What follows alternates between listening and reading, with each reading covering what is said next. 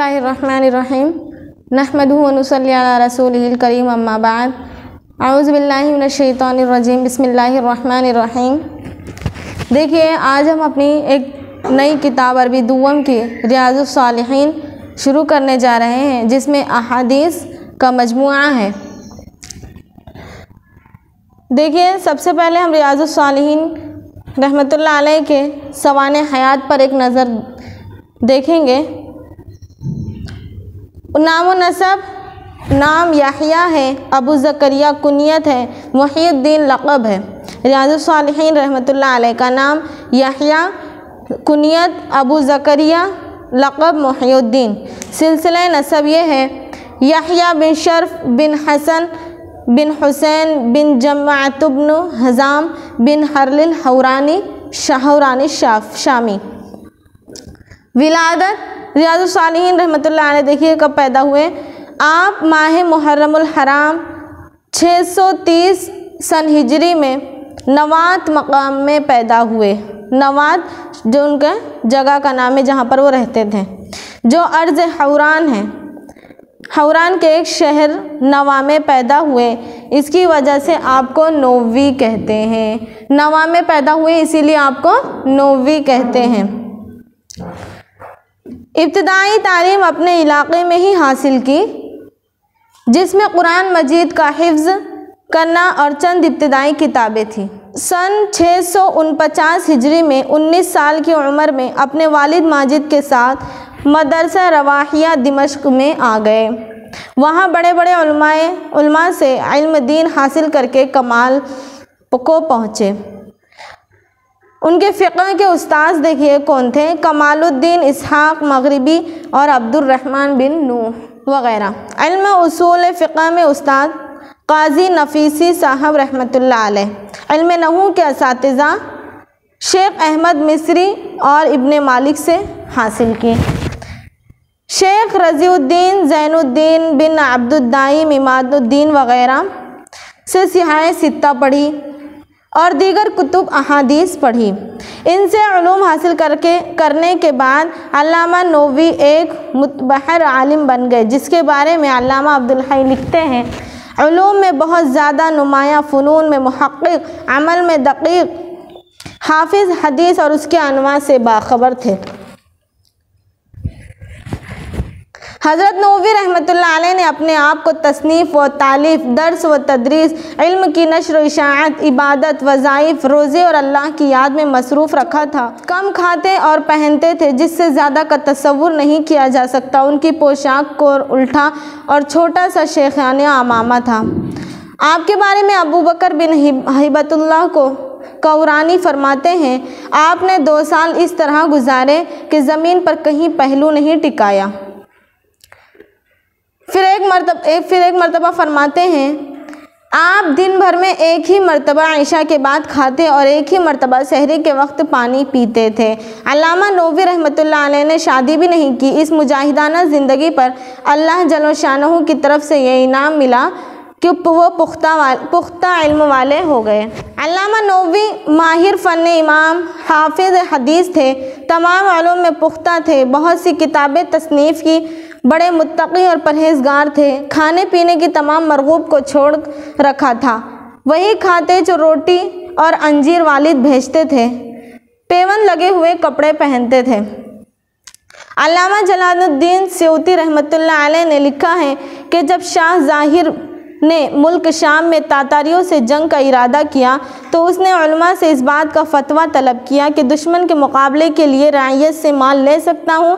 तमाम उलमा ने हाँ में फतवा दिया, मगर अल्लामा नोवी ने इनकार कर दिया। इस पर बादशाह बहुत गज़बनाक हुआ और अपने शहर दिमश्क से निकाल दिया। उलमा ने बादशाह से सिफारिश की, मगर अल्लामा नोवी फरमाया कि जब तक शाह ज़ाहिर ज़िंदा है मैं दिमश्क में कदम नहीं रखूँगा। इस वाक़ये के तकरीबन 1 माह के बाद अल्लामा नोवी रहमतुल्लाह अलैह का इंतकाल हो गया।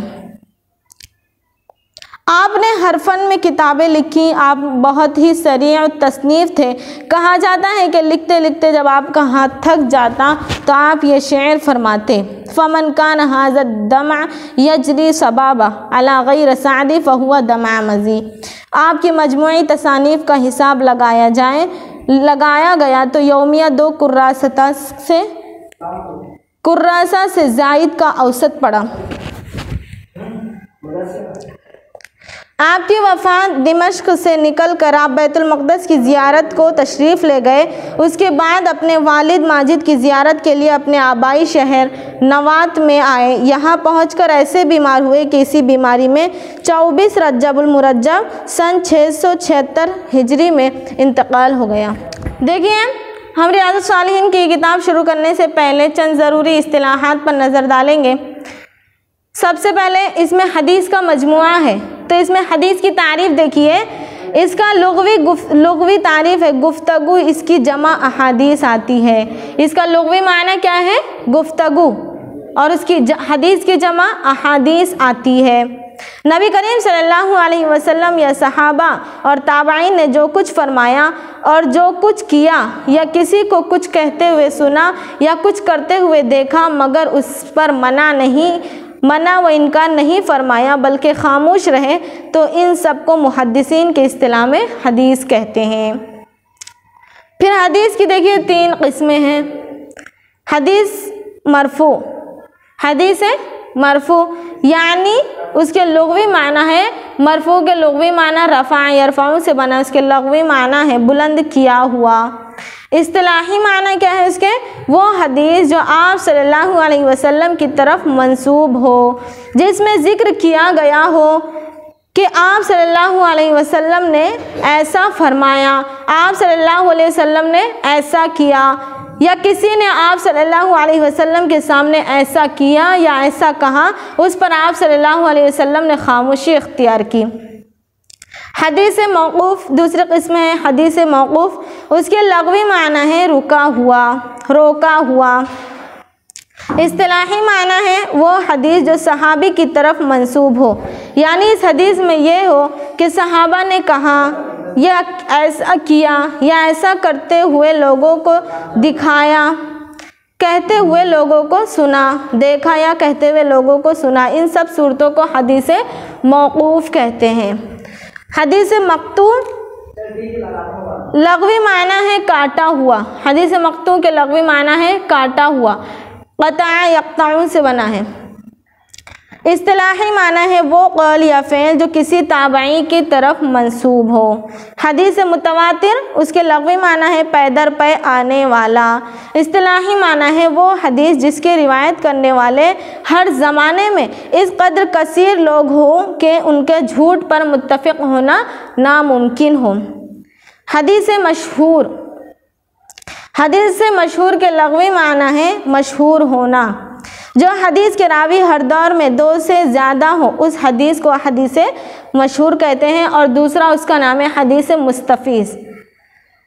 हदीस अज़ीज़ लग़वी माना है नादिर व क़लीलुल वजूद होना, नादिर व क़लीलुल वजूद होना। इस्तिलाही माना है वो हदीस जिसको हर दौर में 2 रावी रिवायत करते रहे हों, जिसको हर दौर में 2 रावी रिवायत करते रहे हों, कहीं भी पूरी सनद में 2 रावी से कम ना हो। हदीस गरीब लग़वी माना है मुनफरिद व अकेला होना, जिसकी जमा गराइब आती है। लग़वी माना है मुनफरिद व अकेला होना।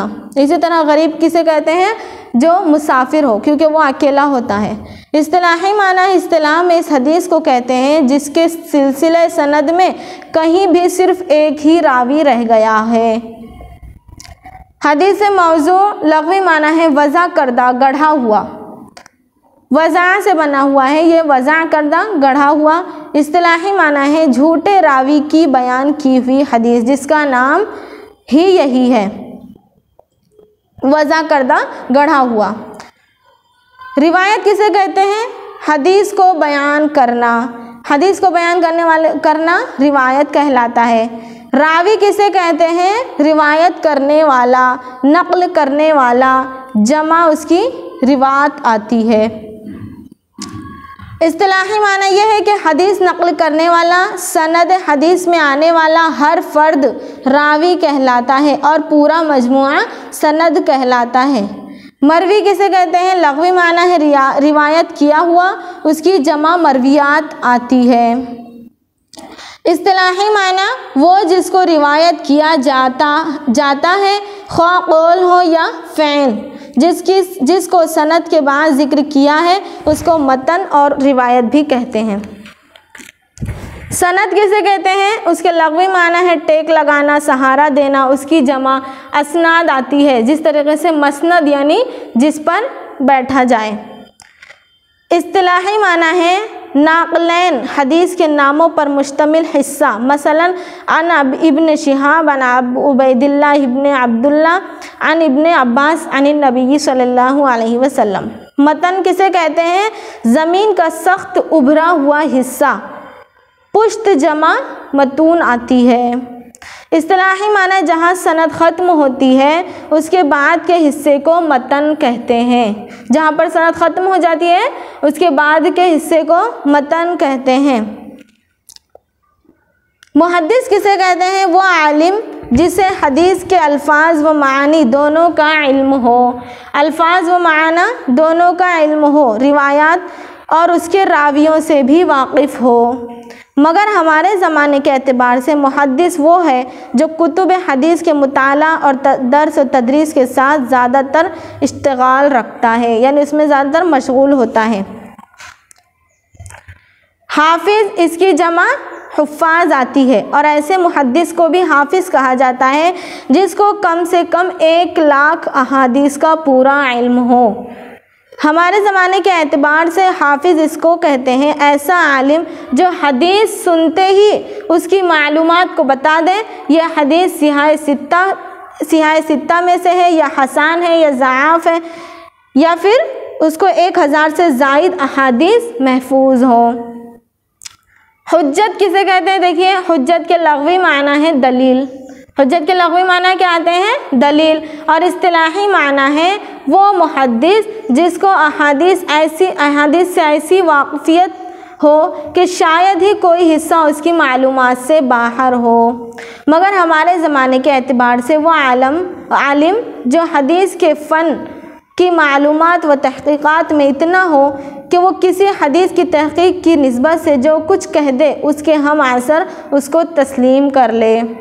सिहाह सित्ता किसे कहते हैं? हदीस शरीफ की मशहूर 6 किताबें हैं, बुखारी, मुस्लिम, नसाई, अबू दाऊद, तिरमिज़ी, इब्न माजा।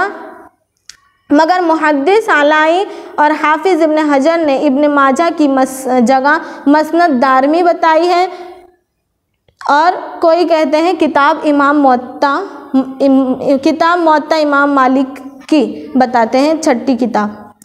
सहीहैन यानी बुखारी व मुस्लिम शरीफ को कहते हैं। अस-सुननुल अरबआ नसाई, अबू दाऊद, तिरमिज़ी और जमहूर के नज़दीक इब्न माजा है, वास के नज़दीक सुनन दारमी। शेखैन हज़रात सहाबा इकराम में हज़रत अबू बकर सिद्दीक़ और हज़रत उमर रज़ी अल्लाह ताला अन्हु को कहते हैं। और मुहद्दिसीन के नज़दीक इमाम बुखारी रहमतुल्लाह अलैह और इमाम मुस्लिम रहमतुल्लाह अलैह को कहते हैं। और फ़ुक़हा के नज़दीक इमाम अबू हनीफ़ा और इमाम अबू यूसुफ़ को, और हुक्मा के नज़दीक शेख अबू नसर फ़ाराबी और इब्न सीना रहमहुमुल्लाह को कहते हैं। मुत्तफ़क़ुन अलैह, जिस पर इमाम बुखारी और इमाम मुस्लिम मतन व सनद दोनों में मुत्तफ़िक़ हों, या बाज़ के नज़दीक दोनों एक ही सहाबा से रिवायत करें। हम यहाँ से अपना पहला बाब शुरू करेंगे। पहला बाब है बाबुल इखलासी व इहज़ारिन निय्या फ़ी जमीइल अअमाली वल अक़वाली वल अहवालिल बारिज़ती वल खुफ़िय्या। बाबुल इखलासी व इहज़ारिन निय्या यानी बाबुल इखलासी, इखलास का बाब, व इहज़ारिन निय्या और हसन नीयत का बाब, यानी अच्छी नीयत का बयान। फ़ी जमीइल अअमाली यानी तमाम अमाल में, वल अक़वाली और अक़वाल में, वल अहवाली और अहवाल में, अहवालिल बारिज़ा ज़ाहिरी अहवाल में, वल खुफिया या फिर खुफिया अहवाल में, ज़ाहिरी या फिर बातिनी। बिस्मिल्लाहिर्रहमानिर्रहीम। बाबुल इखलासी व इहज़ारिन निय्या, यानी देखिए इखलास का बयान, व इहज़ारिन नियति और हसन नीयत यानी अच्छी नीयत का बयान। कहाँ कहाँ अच्छी नीयत होना, यहाँ पर देखिए फ़ी जमीइल आमाली, तमाम आमाल में, यानी हम जो काम करते हैं सब काम में। आमाल अमल की जमा है यानी कोई काम करना, तमाम आमाल में। वल अक़वाली और अक़वाल में, यानी जो बात करते हैं, क़ौल की जमा है अक़वाल, उसके माना है बात। वल अहवालिल बारिज़ती, यानी ज़ाहिरी अहवाल में। वल खुफ़ियती, और या फिर खुफिया यानी छुपी हुई बातिनी अहवाल में। नियत की दुरुस्तगी कहाँ कहाँ चाहिए, फ़ी जमील आमाली, यानी तमाम आमाल में। वल अक़वाली, और तमाम अक़वाल में। वल अहवालिल बारिज़ती वल खुफ़ियती, या फिर ज़ाहिरी या बातिनी अहवाल में। देखिए क़ाल अल्लाह ताला, अल्लाह ताला इरशाद फरमाते हैं, वमा उमिरू इल्ला लियअबुदुल्लाह मुखलिसीन लहुद्दीन हुनफ़ा व युक़ीमुस्सलाता। क़ाल अल्लाह ताला, अल्लाह ताला इरशाद फरमाते हैं, वमा उमिरू, और नहीं हुक्म दिया गया, इल्ला मगर, और नहीं हुक्म दिया गया इल्ला मगर, लियअबुदुल्लाह के वो इबादत करें अल्लाह ताला की, मुखलिसीना खालिस होकर, यानी ऐसा नहीं है कि इबादत करें मगर अल्लाह ताला के साथ किसी को शरीक कर कर, खालिस होकर, खालिस इबादत चाहिए। लहुद्दीन हुनफ़ा, दीन उसके लिए दीन में यकसू होकर। हुनफ़ा का क्या मतलब आता है, यकसू होकर। हुनफ़ा का मतलब है तमाम बातिल मज़ाहिब से हटकर अल्लाह की तरफ यकसू हो जाना, तमाम बातिल मज़ाहिब से हटकर अल्लाह ताला की तरफ यकसू हो जाना। हनीफ कहते हैं तमाम अक़ाइद रज़ीला से माइल होकर इस्लाम की तरफ आ जाना। हनीफ किसे कहते हैं, तमाम अक़ाइद रज़ाइला से हटकर, यानी बुरे अखलाक से हटकर अल्लाह ताला की तरफ, इस्लाम की तरफ माइल हो जाना। हुनफ़ा से मज़हब इब्राहीम अलैहिस्सलाम है कि जिस तरह उन्होंने तमाम बुतों से, तमाम मज़ाहिब से बरत करके अल्लाह ताला की तरफ मुतवज्जा हो गए, इस तरह यहाँ हुक्म दिया जा रहा है तुम भी ऐसा करो, यानी यकसू होकर हर चीज़ से बरत हासिल कर कर तमाम बातिल मज़ाहिब से हट कर सिर्फ खालिस अल्लाह ताला की इबादत करो और खालिस दीन के लिए रहो। व युक़ीमुस्सलाता, और कायम करो नमाज। व युक़ीमु अक़ामा युक़ीमु, और कायम करो नमाज। व युअतु ज़काता, और ज़कात अदा करें, नमाज कायम करें और ज़कात अदा करें। व ज़ालिका दीनुल क़य्यिमा, और वो ये दीन सच्चा है, यही दीन सच्चा है। इसमें जिन अहकाम का हुक्म दिया जा रहा है, खुलूस के साथ अल्लाह की इबादत करना है। यहाँ पर खुलूस के साथ, इखलास के साथ, खालिस होकर अल्लाह की इबादत करना है। और अल्लाह की इबादत इस तरह करें कि अपने एतक़ाद से शिर्क से पाक रखें, अपने एतक़ाद को शिर्क से पाक रखें। अहकामुल कुरान 98 में है कि इस आयत से मालूम होता है कि इबादत में नीयत ज़रूरी है, इबादत में नीयत ज़रूरी है, क्योंकि इखलास इस नीयत के बग़ैर नहीं हो सकता, इखलास इस नीयत के बग़ैर नहीं हो सकता। वज़ालिका दीनुल क़य्यिमा, यानी मोहम्मद सल्लल्लाहु अलैहि वसल्लम की ज़बानी जो हुक्म दिया गया, यही अम्बिया इकराम अलैहिस्सलाम और गुज़िश्ता सुलहा की जमात का दीन था। यानी ये कोई नई बात नहीं है, ये पहले भी तमाम अम्बिया को दिया गया था। दीनुल क़य्यिमा का माना अगर पूछा जाए तो जवाब दिया जाता है क़य्यिमहा और क़य्यिमुन और क़ाइमुन, तीनों एक ही माना है, यानी यही दीन है इन लोगों का जो तौहीद पर कायम थे। यानी पहले भी ऐसा नहीं है कि ये कोई नया दीन है, पहले भी जो लोग दीन पर कायम थे उनके लिए यही हुक्म दिया जाता था। वमा उमिरू, कि उनको यही हुक्म दिया गया कि तुम इबादत करो अल्लाह ताला की खालिस होकर, और ज़कात अदा करें और नमाज कायम करें। कुतुबुन क़य्यिमा भी इसी तरीके से आता है, मतलब तौरेत और इंजील वगैरह कुतुब समावी, इसमें ये मतलब लिया जाता है। हज़रत क़तादा रज़ी अल्लाह ताला अन्हु फरमाते हैं, इस आयत का मतलब यह है कि इस किताब यानी कुरान मजीद मजबूत और सच्चा दीन है और इसमें किसी किस्म की कोई गलती नहीं है। इसमें हम इंशाल्लाह यहीं तक पढ़ेंगे, अगले में लन यनालुल बिर्रा वाली आयत पढ़ेंगे इंशाल्लाह।